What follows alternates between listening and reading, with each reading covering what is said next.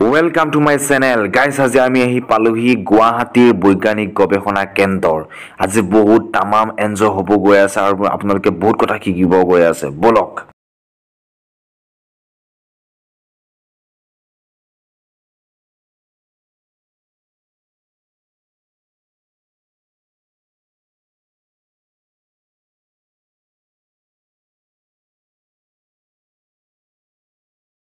Guys সোমাই আহি এখন আমি এয়াৰক্ৰাফ্ট পাইছোঁ আৰু এয়াৰক্ৰাফ্টখন বহুত ধুনীয়াকৈ সংৰক্ষণ কৰি ৰখা হৈছে। এই দেখিছে এই এয়াৰক্ৰাফ্টখনৰ নাম হৈছে MiG-21 এয়াৰক্ৰাফ্ট আৰু এইখন ডনেট কৰিছে ইণ্ডিয়ান এয়াৰফ'ৰ্চে।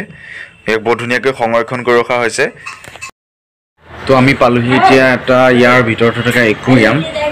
আৰু একুৰিয়ামৰ ভিতৰত বিভিন্ন প্ৰজাতিৰ মাছ আছে, আপোনালোকে দেখিবলৈ পাব। এই মাছসমূহ বৰ্তমান খুব সম্ভৱ জীয়াই ৰখা হৈছে আৰু এইবোৰ দেখিছে আপোনালোকে।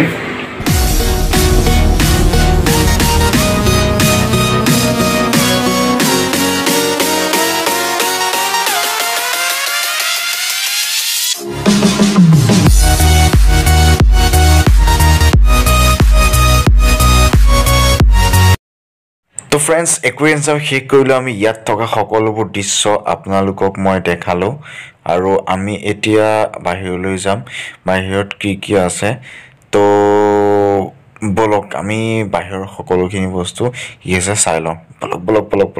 চাই লওঁ।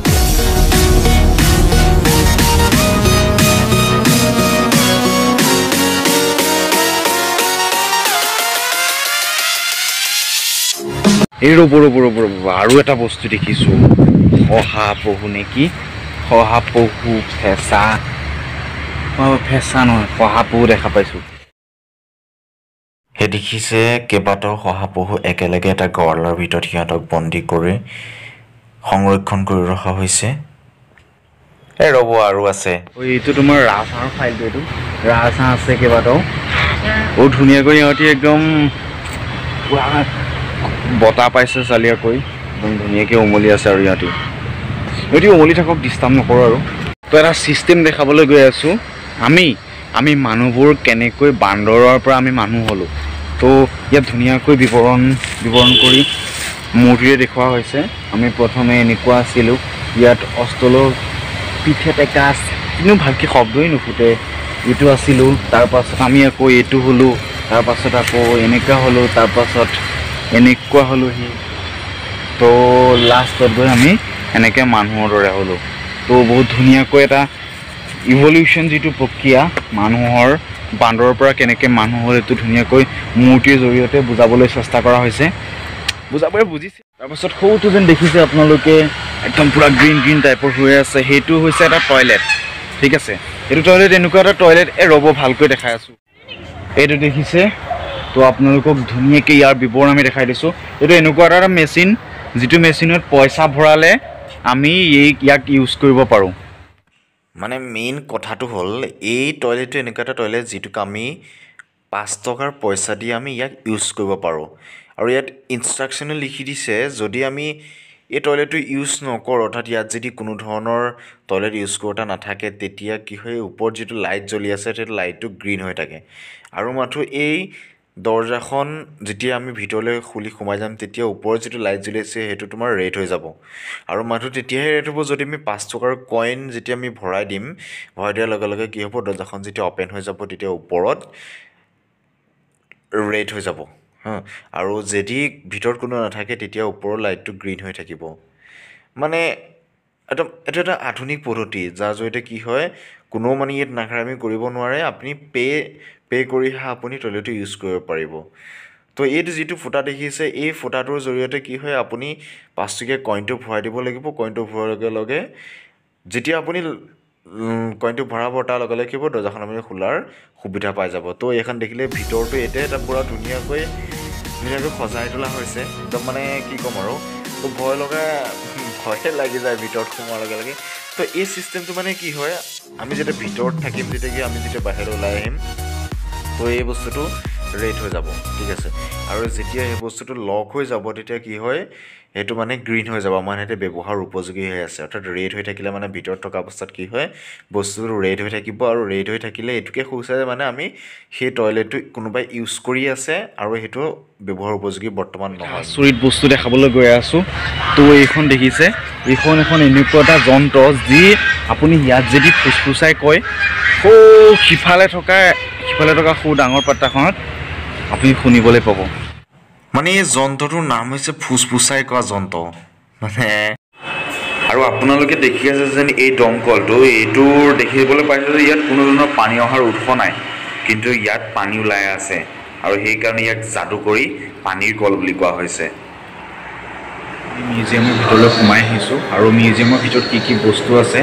আমি সেইবোৰ আপোনাক দেখাবলৈ গৈ আছোঁ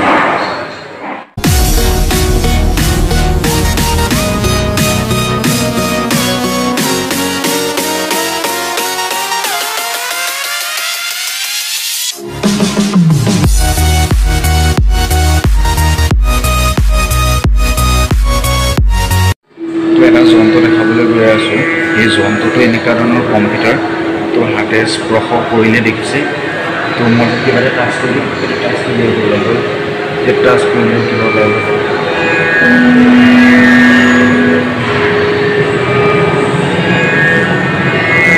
কি হৈছে আৰু পাত্তা পোৱা নাই আৰু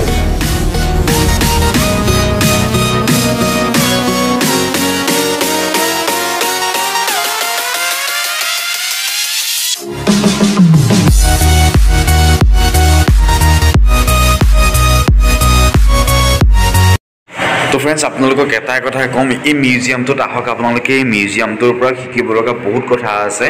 মই মাত্ৰ এটাই ক'ম মিউজিয়ামটোলৈ আহক আৰু আপোনালোকে ইয়াৰ পৰা বহুত কথা শিকি যাব ৰ'ব এইটো যেন দেখিছে আপোনালোকে এইটো অন্য একো নহয় এইটোক কোৱা হয় শক্তিযুক্ত বল অৰ্থাৎ শক্তিযুক্ত বল কেনেদৰে প্ৰয়োগ কৰা হয় সেই তেনেকুৱা সেই পদ্ধতিটোকে এনেকৈ যন্ত্ৰৰ জৰিয়তে প্ৰকাশ কৰিবলৈ চেষ্টা কৰিলে আৰু আকৌ এইটো যেন দেখিলে এইটো আমি কৈ থাকোঁ যে মা বেয়া কথা নক'বা বেয়া বস্তু নাখাবা বেয়া বস্তু নাচাবা তো সেই বস্তুটোকে ইয়াৰ যন্ত্ৰৰ জৰিয়তে প্ৰকাশ কৰিবলৈ চেষ্টা কৰা হৈছে আৰু বহুত ধুনীয়াকৈ বনাইছে এটা চুইচ টিপাৰ লগে লগে এনেধৰণৰ আহি গৈছে অৰ্থাৎ এই যিকেইটা কথা কৈছিলে মহাত্মা গান্ধীৰ প্ৰদূষণৰ পাছতেই মানে এনেকেদৰে প্ৰকাশ কৰিবলৈ চেষ্টা কৰা হৈছে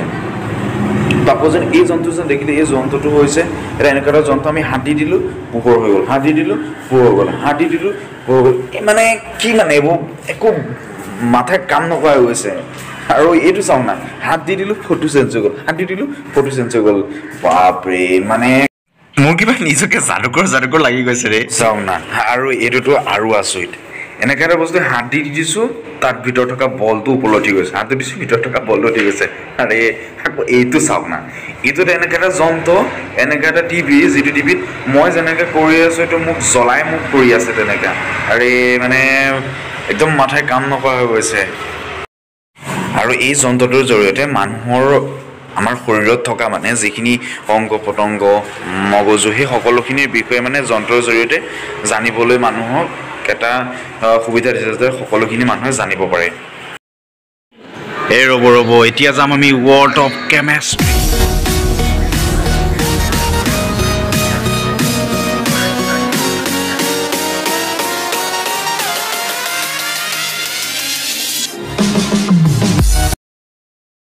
আৰু এইটো মেচিন চাওক না এইটো মেচিন এনেকুৱা মেচিন নৰ্মেলি আমি মানুহ ৱেইটে জুখিব পাৰে কিন্তু ইয়াত এই মেচিনটো আমি মানুহটো উঠি দিয়াৰ লগে লগে ৱেইট জোখাৰ লগতে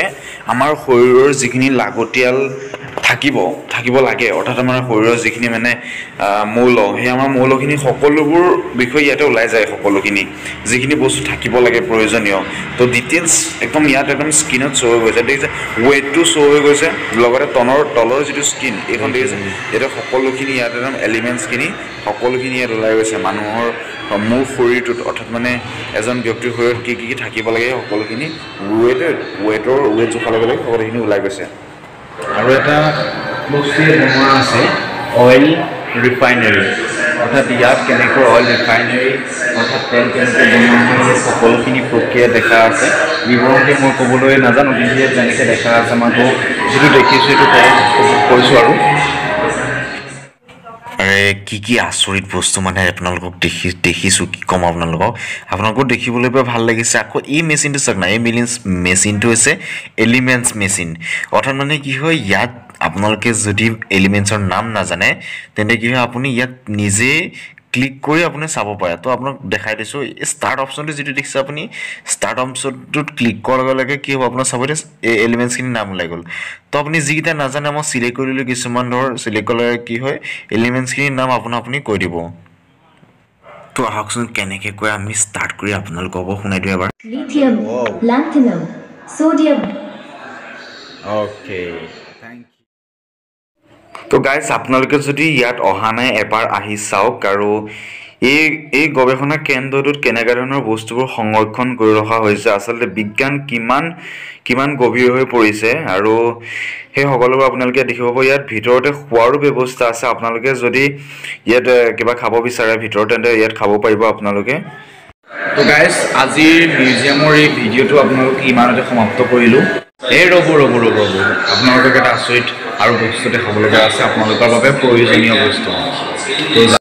তো এইখন যেন দেখিছে যদি আপোনালোকে শকত আপোনালোকে যদি ক্ষীণ এনেকুৱা এখন যদি আপোনাৰ বেলেঞ্চিং এক্ট আপোনালোকে যদি মেইনটেইন কৰে তেন্তে মানে নিশ্চয় আপোনালোকে এটা সুস্থ শৰীৰ হ'ব বৈজ্ঞানিকভাৱে তৈয়াৰ কৰিছে যিখন লিষ্টত এজন পুৰুষ অথবা এগৰাকী মহিলাই কিমান পৰিমাণে দৈনিক প্ৰটিন ফেট কাৰ্বহাইড্ৰেট গ্ৰহণ কৰিব লাগে সেই সকলোখিনি ইয়াতে বিৱৰণ কৰি ৰখা হৈছে এজন পুৰুষে দৈনিক 60 গ্ৰামকৈ প্ৰটিন খাব লাগে